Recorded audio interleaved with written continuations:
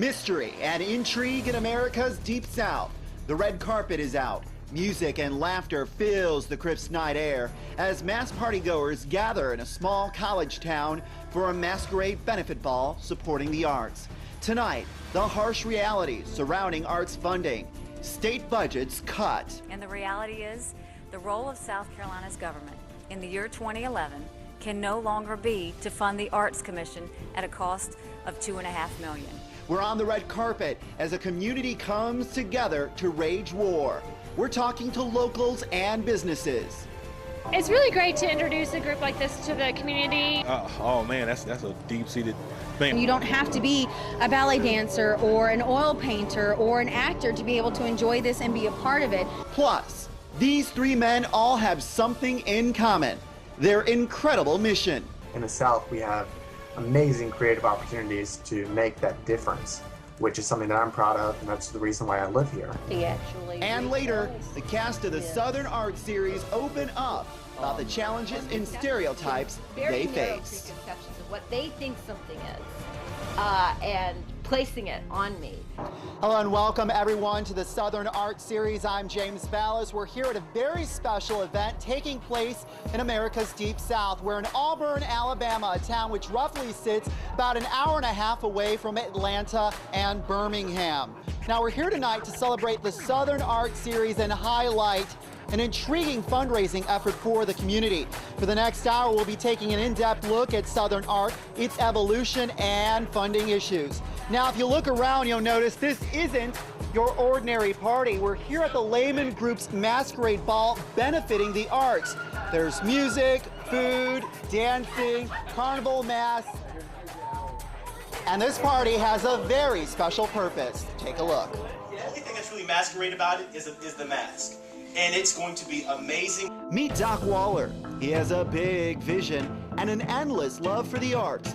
And at just 29, he's the executive director of the Lehman Group, a Southern arts nonprofit organization with one very clear mission.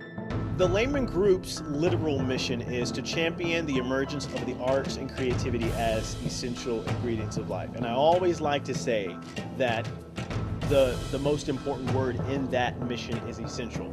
We don't want people to look at the arts as a hobby. We don't want people to look at the arts as something that they can approach sporadically. We want them to look at the arts as something that they need to invest in, to indulge in every single day, because they believe that it adds to their life.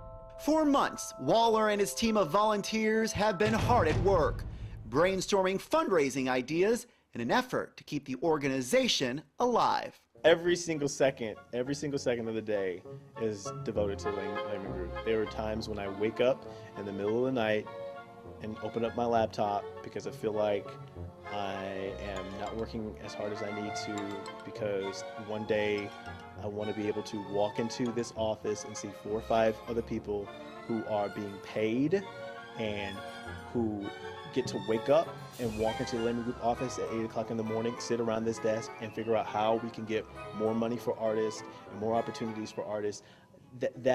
That makes me put there's not 1 second that I'm not working, not one. Of late, the group's tireless efforts are focused on a Masquerade benefit ball. Proceeds from their carnival event go towards artist resources, equipment, and production expenses. Waller explains the ball is by design an opportunity to support the arts and let loose with friends. We're not pushing any artistic philosophy with this event. It's just come out and enjoy yourself. And if you can come behind that mask, you can just kind of release your own personality for one night and be somebody, whether it's Zorro or the Green Hornet. Deborah Brothers, a university professor and expert in carnival, says modern-day mass celebrations tap into a rich history of art, revelry, and self-expression, common at carnivals around the world. People tend to do things that are a little outrageous. I think one of the things that I think about is that it's this controlled chaos. It's also a sanctioned time for revelry that allows people to be something they're not normally in their everyday life.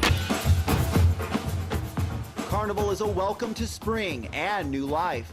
And for many countries rooted in Christianity, the celebration is also tied to the Lenten calendar, a period of excess that leads up to Atonement and Ash Wednesday. Well, there's Rio in Brazil, which has turned into much more this sort of large fantasy where hundreds of people are in a band dancing samba, and then there's Carnival in New Orleans, of course, which I know more about since I grew up there, and that's sort of why I was interested in Carnival and Mardi Gras. And there's also Venice, which actually got restarted again in the 1980s. And that's a much more 18th century look, and they dress up in 18th century garments with masks. And Trinidad is another major one that they too have fabulous sort of portrayal of costumes that are almost floats themselves. That the clothes and the costumes they pull along as a float and parade along. In each city, the streets are filled with music, food, and elaborate costumes. And the mask is a powerful symbol throughout. People will put a mask on so that their identity is hidden, so you can't see race, class, gender. On the streets, you'll see superheroes, or you see people being more beautiful than they normally are, or sexier than they're allowed to be, because in their everyday life, they have other costumes and uniforms that they do wear so that they can be part of that society. Politics and raw emotion certainly factor in, but above all else, Carnival is all about fun. It just shows that it doesn't take a lot to invent something and to make it meaningful. So, as they say down in New Orleans, le bon temps roulé. Now take a look at the red carpet. You can see so many different masks. So many different people coming out today to pretty much show their support for the arts. Now we're here tonight all dressed up because the Lehman Group has a vision for this community, one where art events have the power to move the masses, like a Saturday at the football stadium. Several arts nonprofits have tread this ground, operating in largely rural southern communities. But as you'll see, these stories don't always end well. In the South, we have amazing creative opportunities to make that difference, which is something that I'm proud of, and that's the reason why I live here. As a Georgia artist and community organizer, Anthony Ferris believes in the power of art and understands firsthand that the South is in a unique position to foster creativity. And there would have been probably no way that I could have moved to a larger area like New York City and run my own art gallery.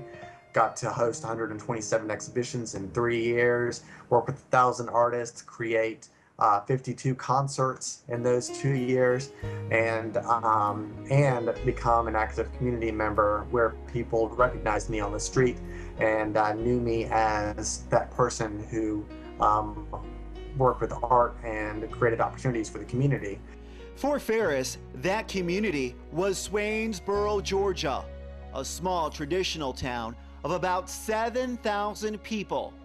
Starting in 2007, Ferris led a community arts incubator called Gallery RFD, aided by the help of several friends and colleagues, including fellow artist Brian Galani. Our vision was to work in rural communities, being art advocates and teaching and offering opportunities that you might not get in a rural community.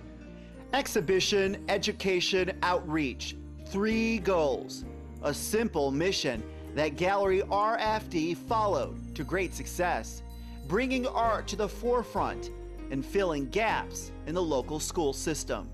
They had cut all of the arts classes and programs for the middle school and the elementary school. So there was a definite need for arts education in the community. One of our main goals was to expose people to as many different kinds of art as possible. What's more, Gallery RFD was able to do something remarkable, attach an economic value to art. Ferris and Galani say Gallery RFD's events and exhibitions drove business into the area. In the first year, with the events that we ran, we raised about $20,000 for local businesses in the downtown area through the arts, which I think was a very, very positive thing. But in 2010, our harsh reality set in. The recession hit, striking deep into state budgets and forcing tough decisions across the United States. And the reality is, the role of South Carolina's government in the year 2011 can no longer be to fund the Arts Commission at a cost of $2.5 million. Gilani says Gallery RFD's primary backer didn't stand a chance. Georgia Rural Economic Development Center sponsored the Art Incubator project until 2009, and we didn't receive any grants after that. And Gallery RFD closed in the very beginning of 2010. It's hard. It's really hard because people just don't have money these days, and they're not spending it on art.